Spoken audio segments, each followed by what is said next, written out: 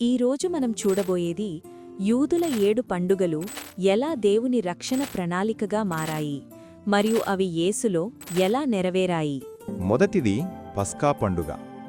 ఐగుప్తులో ఉన్న ఇశ్రాయేలు ప్రజలు గొర్రెపిల్ల రక్తము ద్వారా విమోచించబడ్డారు అనేదానికి గుర్తుగా పస్కాను జరుపుతారు.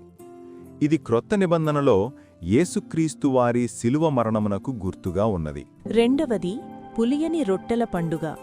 ఈ పండగలో దేవుని ప్రజలు పులియకుండా రొట్టెలు తింటారు. ఇది యేసుక్రీస్తు వారిని సమాధి చేయబడటం ద్వారా మన పాప స్వభావాన్ని పాతిపెట్టడాన్ని ఇది సూచిస్తుంది. మూడవది ప్రథమ ఫలముల పండుగ. దేవుని ప్రజలు పండిన పంటలో ప్రథమ ఫలమును దేవునికి అర్పిస్తారు. ప్రథమ ఫలములు పంటలో మొదటి భాగమెలాగో మృతులలో నుండి మొదట లేచినవాడిగా యేసు మనకు నిత్య జీవం మీద నిరీక్షణ ఇచ్చారు. నాలుగవది పెంతుకోస్తు పండుగ. పెంతుకోస్తు అంటే పస్కా పండుగ తర్వాత 50వ రోజు జరుపుకునే పండుగ.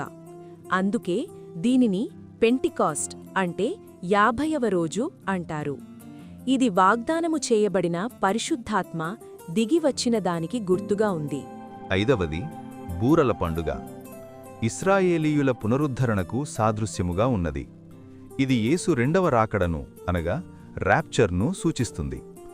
చివరి బూర మ్రోగగానే క్రీస్తులో ఉన్నవారు మేఘాల మీద ఆయనను ఎదుర్కొంటారు. మొదటి తెస్సలోనికలకు 4:16. ఆరవది ప్రాయశ్చిత్త పండుగ.